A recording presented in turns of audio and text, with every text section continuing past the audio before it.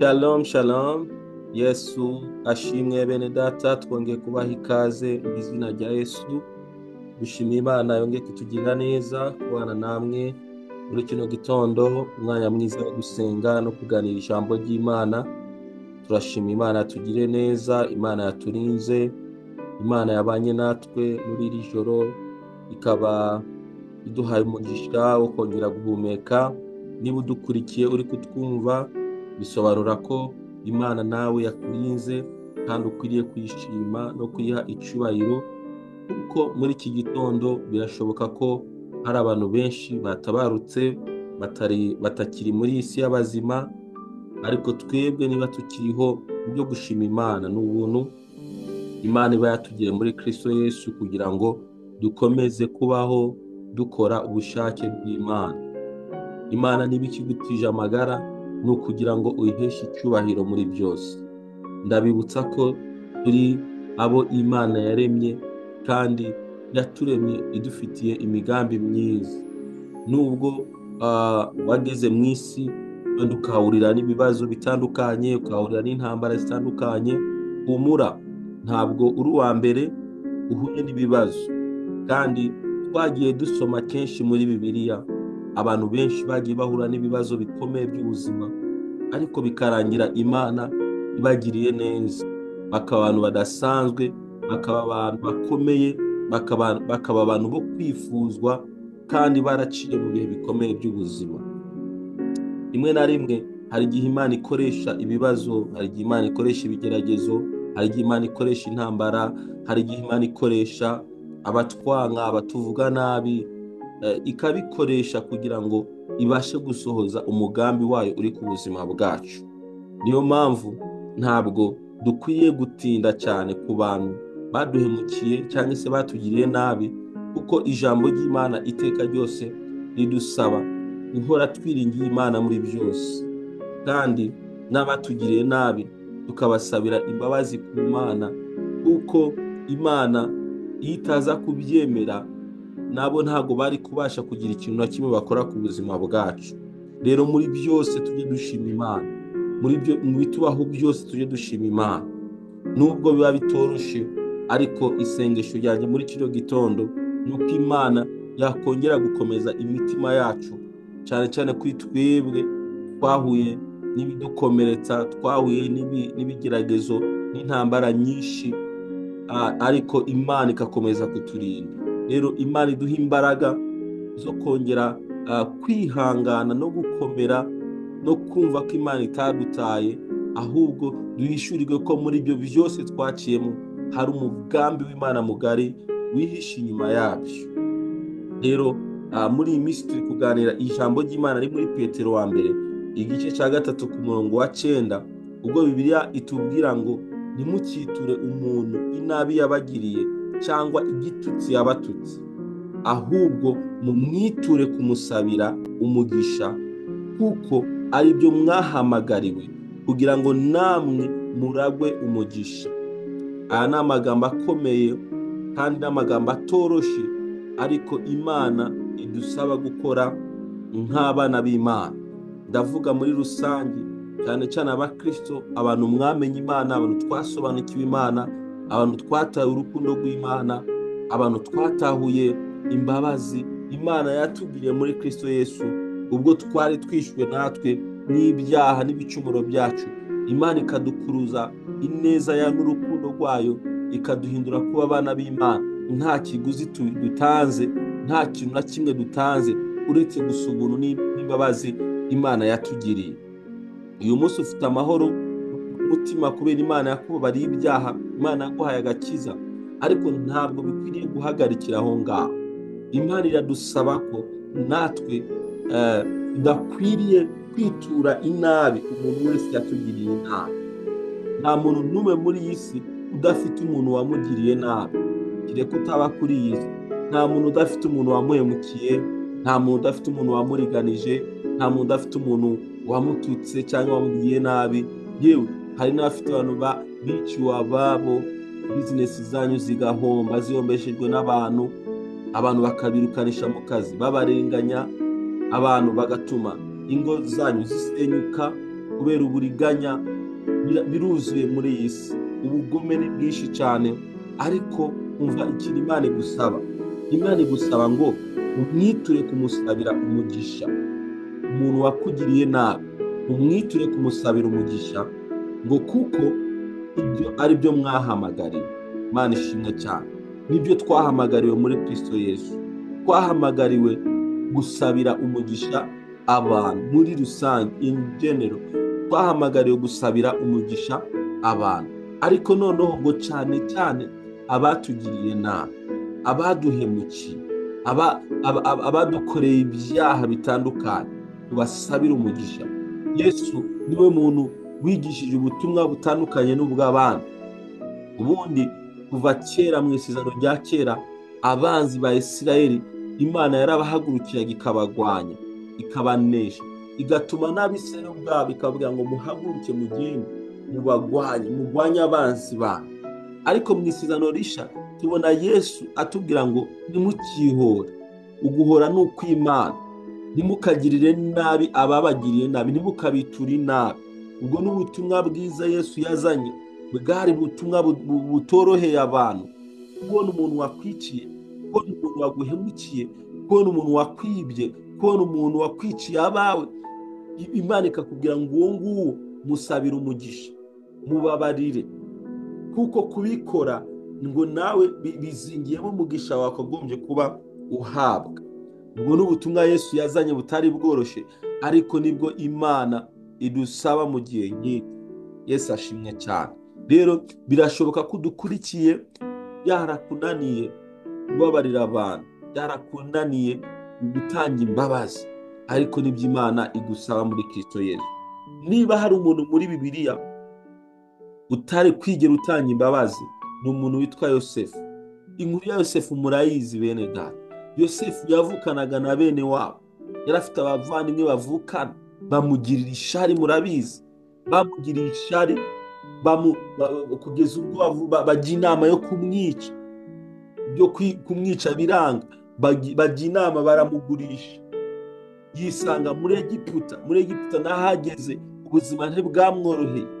Umugore wa Potifari aramubeshera ngo yagiye kumufata ku ngufu, yisanga muri gereza. Yosefu yahuye n'akaga gakomeye cyane, ariko ibyo byose Yosefu yarabyirengagije, afasha igihugu cya Egiputa, akirinda amapfa n'inzara byari bigiye gutera, aragifasha mu buryo bukomeye. Bene wabo baraza, abagirira imbabazi, arababwira ngo nubwo mwangiriye nabi, ariko Imana yari ifite umugambi ukomeye cyane, arabababarira.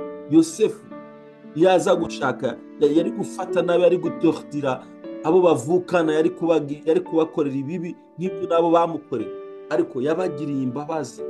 Arababwira ngo ntabwo ari mwebwe, abaha ibyo kurya, abaha ibintu byose bari bakeneye.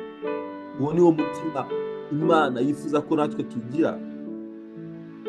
Ubwo n'urugero rwo mu isezerano rya kera. Niyo twaza mu isezerano risha, Yesu yaje mu isi, aje gucungura abantu, aje kubaho ubugingo buhoraho. Abantu bo mu isi baramwanga, baramutuka, baramubamba, bamugirira nabi, baramusuzugura, ariko akomeza kubiyegereza, bereka urukundo, abagirira neza. Kubera iki? Kubera ko uwo mutima niwo Imana yashakaga ko natwe mu gihe cyacu ari wo tugira. Imana irabizi ko hari abantu bazaduhemukira, bazatugirira nabi. Imana irabizi. Niyo mpamvu iri jambo ryanditswe muri Bibiliya, kugira ngo tubashe gutanga imbabazi no kugirira no kwitura neza abantu batugiriye nabi. Iyo tuvuga aya magambo, nanjye ndabizi ko biba bitoroshe kubona umuntu wakugiriye nabi umusabira umugisha, ariko kubera ko ari iby'Imana idusaba, niyo dukwiriye gukora. Rero Yesu adukomeze, aduha imbaraga zo gusabira umugisha abatugiriye nabi. Aya niyo magambo tumaze kuganira, kandi dukomeje kuyasengeramo kugira ngo Imana idushoboze gutanga imbabazi ku bantu batugiriye nabi. Niba udukurikiye muri kano kanya, ukibuka ko hari umuntu wakugiriye nabi, uyu munsi umurekurire, umuhe imbabazi kugira ngo umugisha Imana yateguriye abantu batanze imbabazi nawe ukugereho mu izina rya Yesu. Reka dusoreze kuri iyi mirongo indi ya 12 na 13 na 14 na 15. Turi muri Petero wa mbere igice cya 3. Umurongo wa 12 iravuga ngo kuko amaso y'Uwiteka ari ku bakiranutsi. Imana ishimwe cyane. Amaso y'Uwiteka ari ku bakiranutsi, ngo n'amatwi ye ari ku byo basaba, ariko igitsure cy'Uwiteka kiri ku nkozi z'ibibi. Urumva, inkozi z'ibibi, abantu bakora ibibi, Imana ibibareba. Niyo mpamvu twebwe ntabwo dukwiriye kubatindaho no kubatakaza igihe. Imana izi ukuntu izabagenza, kuko igitsure cy'Uwiteka kiri ku nkozi z'ibibi. Niba uzi ko ukora ibintu bibi, niba uzi ko uri umugome, uri umwicanyi, mbese niba uzi ko hari ibibi ukora, nagira ngo ubwire ngo igitsure cy'Uwiteka kiri kuri wewe. Amaso y'Uwiteka arakureba. Ibintu byose ukorera mu mwijima, Imana irabibona, kandi hari umunsi uzabyishura. Rero ukwiriye kwihana, ukagarukira Imana, ukava mu bidatunganye. Iyi si turimo tuzayivamo. Rero niba ukomeza gukora ibibi kandi igitsure cy'Uwiteka kiri ku buzima bwawe, urumva utari mu kaga gakomeye, Imana igufashe kugira ngo ubivemo. Umurongo wa 14 birabanga icyakora ngo nubwo mwababazwaga babahora gukiranuka, mwaba muhiriwe. Ntimugatinye ibyo babatinyisha, kandi ntimugahagarike imitima. Imana rwose iradusaba ko twahogwa gukiranuka. Niba uri umukiranutsi bakabiguhora, urahiriwe mwene data, ukomeze gukiranuka kwawe. Yesu ashimwe cyane. Haleluya. Umurongo wa 15 bavuga ngo ahubwo mwubahe Kristo mu mitima yanyu, kuko ari we mwami, kandi mube mwiteguye iteka gusubiza umuntu wese ubabajije impamvu z'ibyiringiro mufite, ariko mufite ubugwaneza mwubaha. 16 kandi mufite imitima itabacira urubanza, kugira ngo nubwo babasebya babatuka, ingeso zanyu nziza zo muri Kristo bamware. Imana ishimwe cyane. Imana yadusaba kubaho dufite imitima itaducira urubanza. Niba hari ikintu giteye ubwoba n'agahinda, ni ukubaho ufite umutima ugucira urubanza. Muri kino gitondo rero bene data, Imana iradusaba kutagira umutima uducira urubanza, kandi Imana iradusaba kubaho dukiranuka, ikadusaba no gutanga imbabazi ku bantu batugiriye nabi. Usuzume umutima wawe, nusanga hari umutima ugucira urubanza, uce bugufi usaba Imana imbabazi. Usuzume umutima wawe, nusanga hari abantu baguhemukiye, ubabarire. Usuzume umutima wawe, urebe neza ko ukiranutse n'Imana. Ibyo ni byo Imana idusaba muri Kristo Yesu, ngo twubahe Imana, twubahe Kristo n'imitima yacu.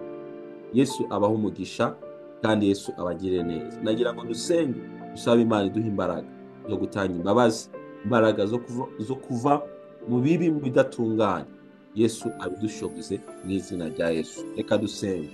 Mana, turagushimiye kuba iki gitondo cyiza, tugushimiye kubw'amagambo meza uduhaye. Igitondo cyo kongera kwisuzuma mu mitima yacu. Ijambo ryawe ryatubwiye ngo amaso yawe, igitsure cyawe kiri ku bakora ibibi. Mana, utuvane mu kibi cyose cyaba kiri mu mitima yacu. Niba hari abantu bakigendera mu bibi ariko twumva, baha imbaraga zo kubivamo, bahindukirire wewe Mwana, uzoba ukoze Papa. Kandi natwe imitima yacu ye kwisuzuma, kugira ngo niba hari ibibi bikiri muri twebwe, niba hari imitima ikiducira urubanza, Mwami, ibyo byose bituma ducirwaho iteka, Mwami, tubivemo, uzoba ukoze Mwami Imana. Nanone turasenga kugira ngo uduhe imbaraga zo kubabarira abantu baduhemukiye. Barahari kandi benshi, ariko turagusanga uduhe imbaraga zo kubabarira no kubarekurira, kugira ngo imitima yacu ikomeze guhabwa umugisha wategekeye cyangwa se wasezeranije batanze imbabazi. Urakoze kuri Imana igira neza.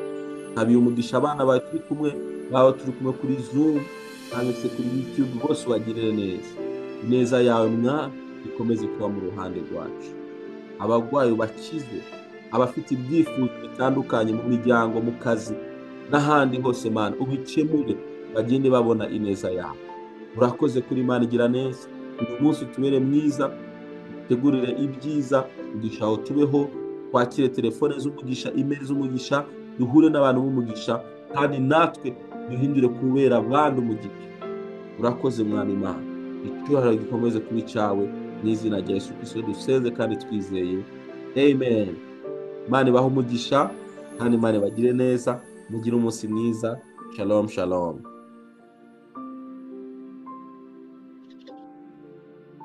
Shalom, shalom.